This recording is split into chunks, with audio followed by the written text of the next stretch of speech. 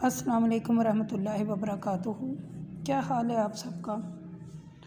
ٹھیک ہے؟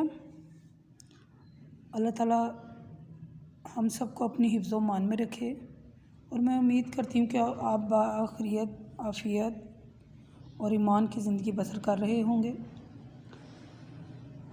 جیسا کہ آپ کو پتہ ہے کہ ہماری سورۃ آل عمران جو ہے وہ آیت نمبر 76 جو ہیں سورۃ آل عمران کی ختم ہو گئی ہیں الحمدللہ، اور آج ہم آگے آیات پڑھیں گے، آیت نمبر 77۔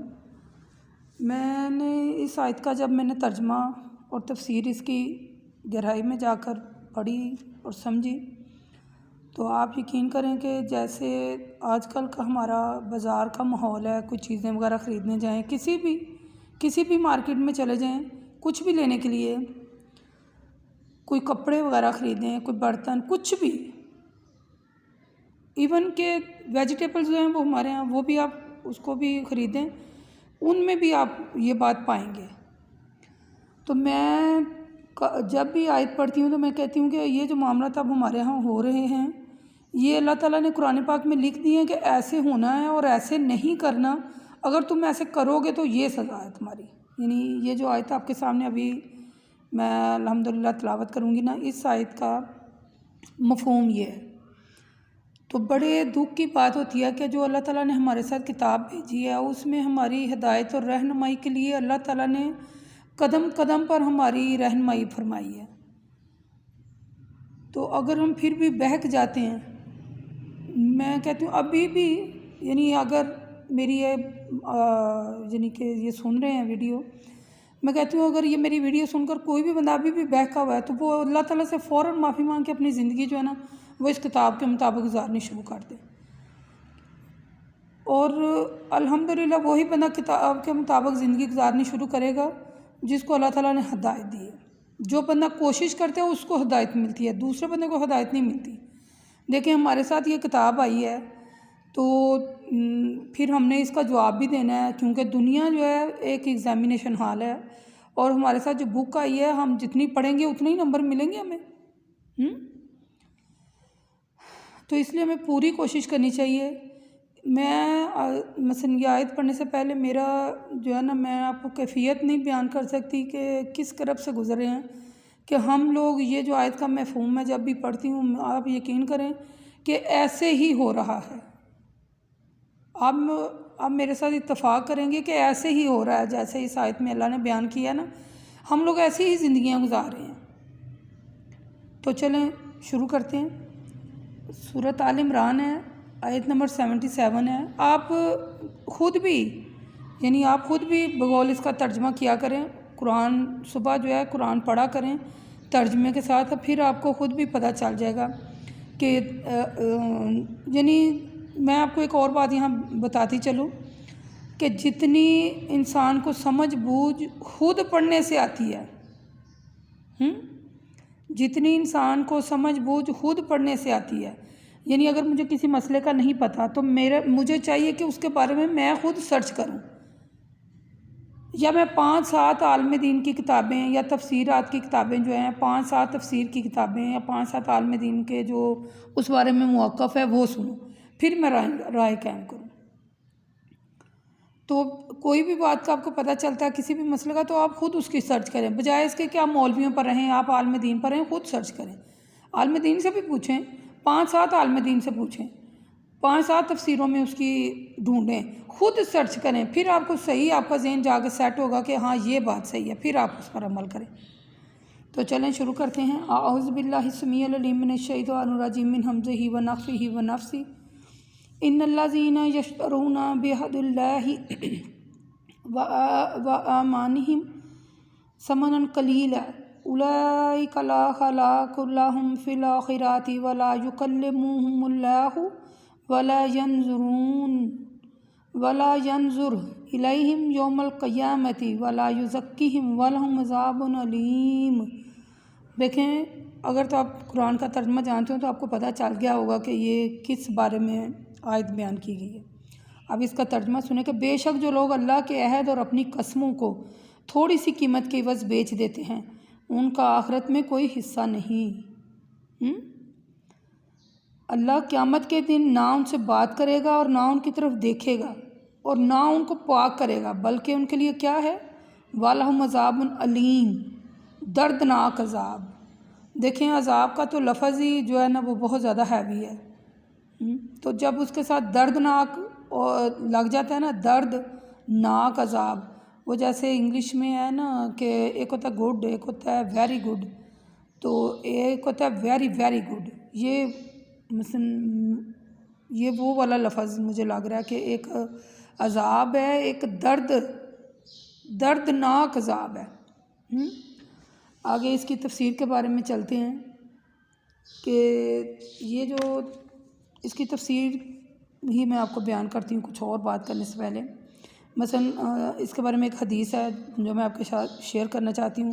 حدیثیں میں آپ کے ساتھ شیئر کر کے ترجمے کی اور تفسیر کی وضاحت اس لیے کرتی ہوں کہ آپ کو سمجھ آ جائے کہ پہلے جو تھے صحابہ یا انبیاء، پہلے بھی ان کے ساتھ یہ واقعات ہوئے، تو پھر ہمارے لیے اس میں سبق تھا جو ہم نے سیکھنا تھا، اور اس میں ہمارے لیے سبق ہے۔ حضرت عبداللہ بن ابی اوف کہتے ہیں ایک شخص نے اپنا سامان تجارت بازار میں لا کر رکھا، پھر قسم کھا کر کہا مجھے اس سامان کے اتنے روپے مل رہے تھے، حالانکہ اتنے روپے نہیں مل رہے تھے۔ قسم کھانے کا مقصد یہ تھا کہ کوئی مسلم دھوکہ کھا کر اس کو خرید لے۔ اس موقع پر یہ آیت نازل ہوئی۔ آپ کو سمجھ آ گئی ہے کہ ہم لوگ کیا کرتے ہیں آج کل؟ ہم لوگ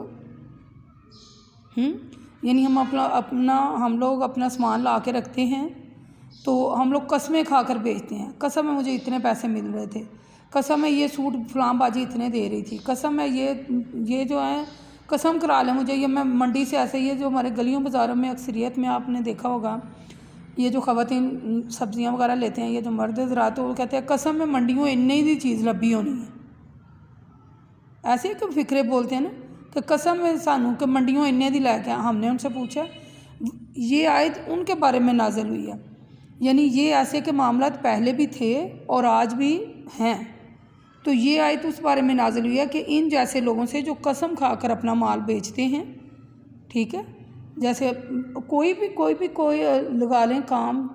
میں آپ کو ایک چھوٹا سا واقعہ اس میں شیئر کروں کہ ہم لوگ اکثریت میں کپڑے لینے جاتے ہیں یا کوئی برتن وغیرہ کی شاپنگ کرنے جائیں، تو وہاں وہ نہیں قسمیں کھا رہے ہوتے ہیں، کوئی سبزی لیں تب قسمیں کھا رہے ہوتے ہیں۔ تو یہ آیت بیسک میں ان کے بارے میں آئی ہے، اور اس کی پھر اللہ تعالیٰ نے کیا سنائی ہے، ان کے لیے کیا ہے کہ نہ ہی اللہ انہیں پاک کرے گا، نہ ان کی طرف دیکھے گا، بلکہ ان کے لیے کیا ہے؟ دردناک عذاب ہے۔ کن لوگوں کے لیے؟ ان لوگوں کے لیے جو اپنا مال یعنی کہ بیچنے کے لیے قسمیں کھاتے ہیں۔ یعنی یہ جو میں نے آپ کو صحیح بخاری میں یہ حدیث ہے، حضرت عبداللہ بن ابی اوف جو ہیں یہ ان کے متعلق ہے، وہ کہتے ہیں کہ ایک شخص نے، یعنی حضرت عبداللہ جو ہیں وہ کہتے ہیں کہ ایک شخص نے اپنا سامان تجارت بازار میں لا کے رکھا، پھر قسم کھائی کہ اس سامان کے مجھے اتنے پیسے مل رہے تھے، تاکہ دوسرا جو مسلمان بندہ وہ دھوکہ کھا کر اسے اتنے پیسے دے کر وہ چیز خرید لے۔ یہ آیت اس وجہ سے نازل ہوئی۔ اللہ تعالیٰ نے اس آیت میں ان لوگوں کو سخت وعید سنائی ہے جو اللہ تعالیٰ سے عہد کر کے پھر اسے تھوڑا سا معمولی فائدہ اٹھاتے ہیں، توڑ دیتے ہیں، یعنی جھوٹی قسم کھا کر تھوڑا سا دنیاوی فائدہ حاصل کرتے ہیں۔ اللہ تعالیٰ اپنے مومن بندوں سے عہد لیتا ہے۔ اللہ تعالیٰ فرماتے ہیں وہ وقت بھی یاد کرو جب ہم نے اسماعیل اور ابراہیم علیہ السلام کو حکم دیا کہ میرے گھر کو طواف کرنے والوں، اعتکاف والوں اور رکوع کرنے والوں کے لیے مثلا پاک صاف رکھو، ان سے وعدہ لیا۔ پھر اللہ تعالیٰ فرماتا ہے سورۃ یاسین میں، اے آپ بنی آدم کیا میں نے تم سے عہد نہیں لیا کہ شیطان کی عبادت نہ کرنا، تمہارا کھلا دشمن ہے۔ بعض دفعہ بندے خود بھی اللہ تعالیٰ سے عہد کرتے ہیں۔ اللہ تعالیٰ فرماتا ہے ان میں سے بعض ایسے بھی ہیں جنہوں نے اللہ تعالیٰ سے عہد کیا تھا کہ اگر اللہ ان پر اپنے فضل اور مال عطا کرے گا تو وہ ضرور اللہ کے راستے میں صدقہ کریں گے۔ سورۃ توبہ کی آیت ہے، آیت نمبر 75 کا ترجمہ ہی میں نے ابھی آپ کو سنایا کہ ان میں سے بعض ایسے ہیں جنہیں اللہ تعالیٰ سے عہد کیا تھا، یعنی وہ ہوتا ہے نا ہم اکثر اللہ تعالیٰ ہم پر ہم کہتے ہیں یا اللہ ہمیں ہمارے مال میں مثلا مال اور رزق میں اضافہ کر تو ہم لوگوں کو دیں گے، لیکن وہ ہمیں مال تو مل جاتا ہے، ہماری دعا تو قبول ہو جاتی ہے، لیکن جو اگلا سٹیپ ہے وہ ہم پورا نہیں کرتے کہ مال غریب یتیم مسکینوں کو نہیں دیتے، وہ اللہ تعالیٰ سے عہد توڑتے ہیں، یعنی صدقہ نہیں کرتے ہم۔ اور بعض اوقات ایسے بھی ہے، مثلا سورۃ الاحزاب ہے، اس میں ہے کہ مومنین میں سے بہت سے ایسے آدمی ہیں جنہوں نے اللہ سے جو عہد کیا اسے سچ کر دکھایا۔ اسی طرح مختلف آیات میں مختلف صورتوں میں اللہ تعالیٰ نے یعنی کہ صحیح وضاحت کے ساتھ کہہ دیا کہ اللہ تعالیٰ کے ساتھ جو وعدہ کریں وہ پورا کریں، اور جو اللہ کے ساتھ عہد توڑتا ہے وہ بہت بڑا گناہ ہے، وہ فاسق بندہ ہے جو اللہ تعالیٰ سے عہد کرتا ہے اور اسے پھر بعد میں توڑ دیتا ہے۔ اسی طرح یہ 2-3 واقعات اور بھی ہیں اس میں، یعنی حضرت وائل کہتے ہیں کہ ایک شخص خضر موت کا اور ایک شخص کنندے کا رسول صلی اللہ علیہ وسلم کے پاس آئے، تو خضر نے کہا اے اللہ کے رسول صلی اللہ علیہ وسلم، اس شخص نے زبردستی میری زمین پر قبضہ کر لیا ہے اور وہ میرے باپ کی تھی۔ تو کندی نے کہا کہ وہ میری زمین ہے، یعنی اس نے کہا میری، اور اس نے کہا ہے میری ہے۔ تو وہ کہنے لگا کہ یہ میری زمین ہے، میں نے قبضہ کیا، میں اس میں کھیتی باڑی کرتا ہوں، اس کا کوئی حق نہیں ہے۔ آپ صلی اللہ علیہ وسلم نے یعنی کہ فرمایا کہ تمہارے پاس کوئی ثبوت ہے؟ تو اس نے کہا نہیں۔ تو آپ صلی اللہ علیہ وسلم نے فرمایا تو پھر تمہارے لیے یہ بس اس کی قسم ہے۔ ہدرمی نے کہا کہ اے اللہ کے رسول، وہ تو فاجر آدمی ہے، اس سے تو کوئی پرواہ نہیں ہوگی، وہ تو قسم کھا لے گا، وہ تو کسی چیز سے بھی پرہیز نہیں کرتا۔ آپ صلی اللہ علیہ وآلہ وسلم نے فرمایا کہ تمہارے لیے سوائے اس کی قسم کے اور کچھ نہیں ہے۔ وہ قسم کھانے کے لیے چلا، تو جب اس نے پیٹھ پھیری تو آپ صلی اللہ علیہ وسلم نے فرمایا اگر اس نے اس کا مال ہڑپ کرنے کے لیے قسم کھائی تو یہ اللہ سے اس حالت میں ملے گا کہ اللہ اس سے منہ پھیر لے گا، جیسے میں نے ابھی وہ ترجمے میں اللہ نے سنایا نا کہ اللہ ایسے بندوں سے منہ پھیر لے گا اور ان سے بات بھی نہیں کرے گا، اور ان کے لیے کیا ہے؟ دردناک عذاب ہے ایسے لوگوں کے لیے۔ یعنی ابو ذر رضی اللہ تعالیٰ عنہ کہتے ہیں، ایک حدیث ہے یہ بھی میں آپ کو سناتی چلوں، وہ کہتے ہیں کہ نبی کریم صلی اللہ علیہ وآلہ وسلم نے فرمایا 3 آدمی ایسے ہیں کہ قیامت کے دن اللہ نہ ان سے بات کرے گا اور نہ ان کی طرف نظر اٹھا کے دیکھے گا اور نہ انہیں پاک کرے گا، بلکہ ان کو دردناک عذاب دے گا۔ آپ صلی اللہ علیہ وسلم نے یہ الفاظ 3 بار دہرائے، 3 بار۔ تو پھر ابو ذر کہتے ہیں میں نے کہا کہ اللہ کے رسول صلی اللہ علیہ وسلم، وہ لوگ نامراد ہو گئے اور بڑے نقصان میں رہ گئے، اے اللہ کے رسول وہ کون سے لوگ ہیں؟ یعنی حضرت ابو ذر نے فرمایا کہ اللہ کے رسول صلی اللہ علیہ وآلہ وسلم وہ کون سے لوگ ہیں؟ آپ صلی اللہ علیہ وآلہ وسلم نے فرمایا یہ جو میں آپ کو بات سنانے لگی ہوں یہ خدا رہا آپ نے بات غور سے سنی ہے، اگر مرد حضرات ہیں تو سب سے پہلے اپنے ازر کو لٹکانے والا، یعنی جو شلوار جو ہے وہ ٹخنوں پر لٹکانے والا شخص، احسان جتانے والا شخص، یعنی وہ شخص جو جب کسی کو کوئی چیز دے تو اس پر احسان کرے، اس کو سنائے، بار بار اس کو جتلائے۔ اور تیسرا جھوٹی قسم کھا کر اپنا مال بیچنے والا شخص۔ اللہ تعالیٰ سے کیے ہوئے عہد کبھی نہ توڑیں، خواہ آپ کا کتنا ہی نقصان کیوں نہ ہو جائے۔ ایمان اور اسلام کے تقاضوں میں وہ عہد لازمی پورا کریں، اللہ تعالیٰ کے احکام کی خلاف ورزی نہ کریں، اور نہ ہی اللہ تعالیٰ کے بندوں کا مال نہ حق ناجائز طور پر کھائیں، یعنی کہ جھوٹی قسم کھا کر کسی مال کو ناجائز طور پر نہ بیچیں۔ ٹھیک ہے، اللہ تعالیٰ سے ہمیں کیا کرنا چاہیے؟ ڈرتے رہنا چاہیے۔ اسی طرح اگر آیت نمبر ہے 78، اس کا ترجمہ پڑھتے ہیں کہ بے شک اہل کتاب میں ایسے بھی لوگ ہیں جو اللہ کی کتاب تورات کو پڑھتے وقت اپنی زبانوں کو اس طرح موڑتے ہیں کہ تم یہ سمجھو کہ جو کچھ وہ پڑھے ہیں کتاب میں لکھا ہے، ٹھیک ہے، حالانکہ وہ کتاب میں نہیں لکھا ہوتا۔ وہ کہتے ہیں کہ جو کچھ وہ پڑھے ہیں وہ اللہ تعالیٰ کی طرف سے نازل ہوا ہے، حالانکہ وہ اللہ کی طرف سے نازل شدہ نہیں ہے۔ الغرض وہ جان بوجھ کر اللہ تعالیٰ پر کیا کرتے ہیں؟ جھوٹ باندھتے ہیں، جھوٹ بولتے ہیں۔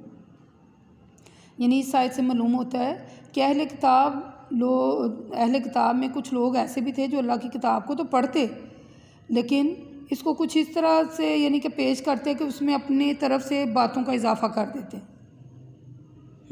توڑ مروڑ کر بیان کرتے، یعنی کوئی تسلسل نہیں ہوتا، یعنی کہ عام بندے کی بات میں مثلا سمجھ نہیں آتی کہ یہ کیا کہہ رہے ہیں، اپنی طرف سے باتیں ہیں، یعنی جو لکھا ہے وہ بیان نہیں کرتے، کتاب تو کھولی ہے، خود سے باتیں اس میں گھڑ گھڑ کر بیان کر رہے ہیں۔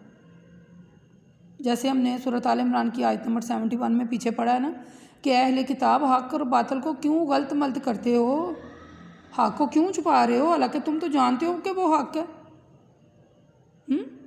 ہم نے پیچھے سورۃ بقرہ میں پڑھا تھا آیت نمبر 42 میں کہ حق کو باطل کے ساتھ نہ ملاؤ، وہ تو جان بوجھ کر حق کو نہ چھپاؤ۔ یعنی اللہ تعالیٰ کے دین میں کمی پیشی نہیں کرنی چاہیے، حق کو باطل کے ساتھ نہیں ملانا چاہیے، حق کو خالص رکھنا چاہیے۔ خالص حق کی شاید تبلیغ ہے، تبلیغ کرنا جو ہے وہ خالص بات جو قرآن پاک میں لکھی ہوئی ہے نا، خالص اس کو بیان کرنا تبلیغ ہے۔ جو لوگ اللہ تعالیٰ کے دین میں اپنی طرف سے اضافہ کرتے ہیں وہ شرک فی دین، یا شرک یعنی کہ وہ شرک کر رہے ہیں، دین میں شرک کر رہے ہیں وہ لوگ۔ اللہ تعالیٰ فرماتے ہیں سورہ شعراء میں کہ اے رسول صلی اللہ علیہ وسلم، کیا ان لوگوں نے اللہ کے شریک بنا لیے ہیں جو ان کے لیے دین کا راستہ واضح کرتے ہیں جس کی اللہ نے اجازت نہیں دی؟ اگر وہ فیصلے کا وعدہ مقرر وقت تک کے لیے ملتوی نہ ہوتا تو ان کے درمیان کب فیصلہ ہو گیا ہوتا۔ بے شک ظالموں کے لیے کیا ہے، دردناک عذاب ہے جو مقررہ وقت پر ان کو ملنا ہے۔ ہمیں کیا کرنا چاہیے، اس میں ہماری سمجھ کا پہلو کیا ہے کہ ہمیں شرک سے بچنا چاہیے۔ جو قرآن پاک میں اللہ تعالیٰ نے باتیں بتائی ہیں لفظ بلفظ ان کو ویسے ہی اگلے بندے کے سامنے پیش کریں، اپنی طرف سے کوئی بات نہ کریں۔ جو کچھ قرآن میں اللہ نے لکھ دیا ہے بس وہ بیان کریں، اور اللہ تعالیٰ سے دعا ہے کہ اللہ تعالیٰ ہمیں صحیح قرآن پڑھنے اور اس کو صحیح اس کی اشاعت کرنے کی توفیق عطا فرمائے، اور اللہ تعالیٰ ہمیں یعنی ہم سے بھی کچھ دین کا کام لے لے اللہ تعالیٰ، ہماری بھی قسمت جو ہے وہ جاگ جائے، ہمارا بھی تعلق اللہ سے جڑ جائے۔ ہماری تو یہ پوری کوشش ہے کہ ہم سے بھی اللہ کوئی دین کا کام لے لے۔ اسی طرح آگے آیت نمبر 80 ہے، یعنی آیت نمبر 78 79 اور 80 ہے۔ دیکھیں ان میں اللہ تعالیٰ فرما رہے ہیں آیت نمبر 70، کسی بشر کو یہ زیب نہیں دیتا جب کہ اللہ تعالیٰ اس کو کتاب اور حکم اور نبوت عطا فرمائے۔ تو پھر وہ لوگ یہ کہتے ہیں کہ اللہ کے علاوہ میرا بھی بندے بن جاؤ، بلکہ یہی کہہ رہے گا کہ تم خالص اللہ کے بندے ہو، اس وجہ سے تم اللہ کی کتاب کو پڑھتے بھی ہو اور پڑھاتے بھی ہو۔ وہ تو اللہ تعالیٰ کی کتاب کے خلاف تم کو اپنے بندے بننے کے لیے کیسے کہہ سکتا ہے، اور نہ اس کو یہ زیب دیتا ہے۔ وہ تمہیں فرشتوں اور نبیوں کو رب بنانے کا حکم دیتا ہے، کیا تمہارے مسلم ہو جانے کے بعد وہ تم کو کفر کا حکم دے گا؟ نہیں، ہرگز نہیں۔ جیسے میں نے آپ سے ابھی کہا کہ جیسے اس کی مثلا یہودی جو تھے وہ حضرت عزیر علیہ السلام کو مانتے تھے، اور نصارہ جو تھے حضرت عیسیٰ علیہ السلام کو مثلا اللہ مانتے تھے۔ تو یہ انہی آیتوں میں یہی بیان کیا گیا ہے کہ جو کچھ اس میں لکھا ہے اسی پر عمل کریں، وہ ویسے ہی باتیں بتائیں جیسی کہ اس میں لکھی ہیں۔ اللہ تعالیٰ ہمیں ہدایت دے اور ہم سے بھی نیکی کا کام کرنے کی توفیق عطا فرمائے۔ انشاءاللہ ان آیات کی جو تفسیر ہے، آگے بھی جو آیتیں آ رہی ہیں وہ بھی اسی کے ریلیٹڈ ہیں، آگے چل کر اس کی تفسیر ہوگی۔ وما الینا الا البلاغ المبین وقولوا قولی ھذا استغفر اللہ۔